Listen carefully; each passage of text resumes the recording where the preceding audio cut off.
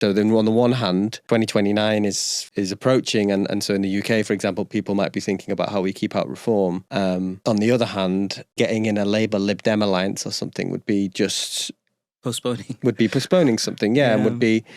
If what we're concerned about is, for example, combating fascistic impulses, thinking about anti-imperialist politics in Gaza or about, building new alternatives for livable futures for the next generations, then that won't do. And that's fine too.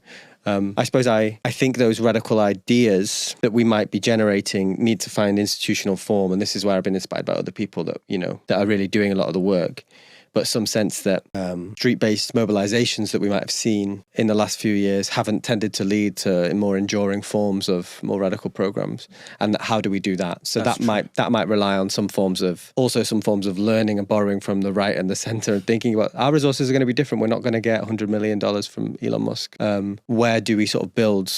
And this is what all these debates are about: new political parties and what that might look like. But they're based on the same frustration we're talking about, right? That I'm not just going to settle for any party that will keep out the right, because we've done that before and we know what it looks like. Let's see what else might happen and what other kinds of cultural energies, political philosophies might emerge where these strategic vessels might be parties of some kind or building new kinds of alliances. But that new ideas will be generated in a way that might endure rather than remain